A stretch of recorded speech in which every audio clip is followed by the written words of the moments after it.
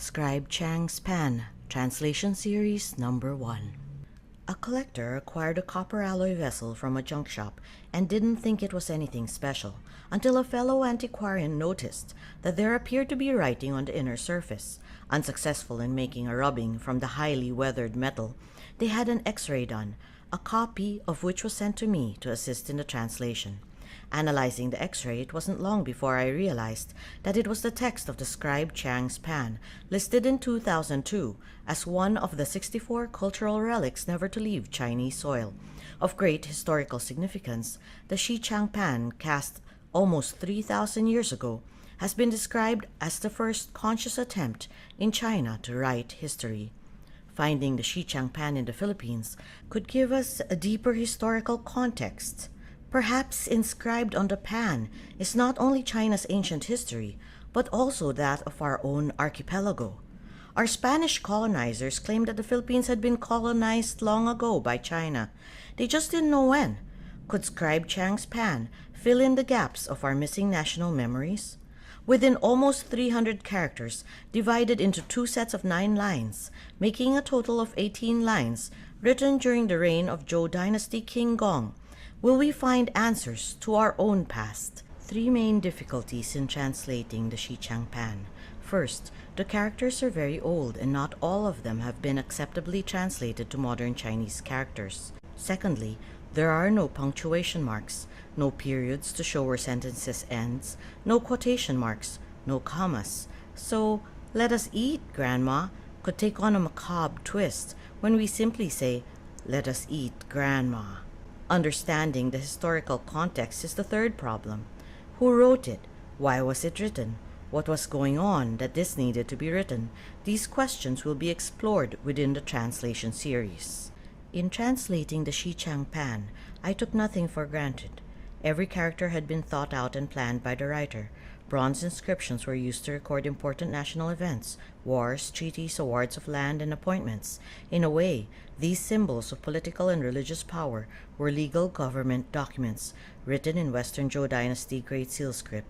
Each finely inscribed character was made possible by the bronze piece mold casting method used and perfected by ancient China.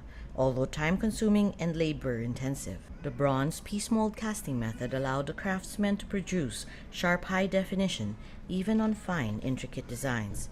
Because of the difficulty in production, no word would be unnecessary. Even spacings, number of lines, and divisions could be of great significance. Deciphering the unknown characters. For words that have not yet been acceptably translated, the meanings of the individual elements which compose it are used to give us clues. Basic rules. Some guidelines based on translated inscriptions in Chinese language patterns were followed. Normally, sentences begin with a primary subject, a noun. All actions and descriptions that follow typically refer to the primary subject until a complete coherent thought is achieved. Thus, the sentence ends, then begins with another primary subject. Descriptions, adjectives, verbs come after what they are referring to and not before. Scribe Qiang's Pan introduces us to 3 different people groups. The Zhou, the dynasty that ruled after defeating the last Shang king. King Wen's son, King Wu, ruled as the first king, since his father passed away before the Shang dynasty fell. The Duke of Zhou was the brother of King Wu, who led numerous military campaigns to establish the Zhou dynasty. The Duke of Zhou wrote many of the classics and the Document of Rights, becoming regent to the young King Cheng when his father King Wu died. It was the Duke of Zhou who advised the young king to go on a military campaign. "We must both go on, abjuring all idleness, to complete the work of King Wen, till it has grandly overspread the kingdom, and from the corner of the sea and the sun rising, there shall not be one who is disobedient to the rule of Zhou." Yin, a unique name used by the Zhou to refer to the leaders and relatives of the deposed Shang dynasty. The new name given by the Zhou is composed of the character for a physical body, turned the other way and becoming the word to rely. The character is facing what appears to be a goad held by a hand. Variations of this hand is used to represent divine guidance and government. Put together, the various elements seem to imply that the rulers of the fallen Qiang dynasty have now become subject to rely on the divine direction given by the new government, to which they were to physically comply. Niao Yi tribes of the East. Yi is generally translated as barbarians. It refers to people groups who are not considered Chinese.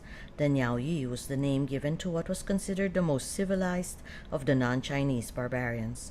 My research has led me to believe that this was the name given to the non-Sinitic jade working culture that disappeared from the lower Yangtze River area, the Liangzhou culture. To find out more, watch 5 Things Liangzhou Culture in the Philippines. The Liangzhou culture communities often etched birds on the smooth surface of their nephrite jade that did not seem to be part of the overall design of the artifacts. Birds are often perched on a layered platform or presented in combination with other symbols. Some scholars have speculated that it was an early form of pictographic writing referring to the character Niao of the Eastern Yi people.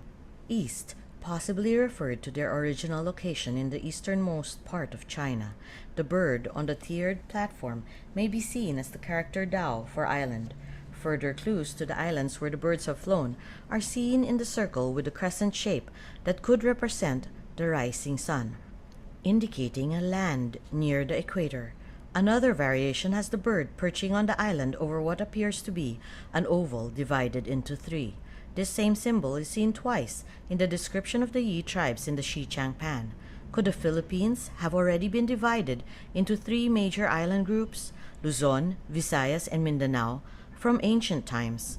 According to Carl Quirino, the son of national historian Carlos Quirino, the Philippine Islands are mentioned in written accounts as far back as the Zhou dynasty.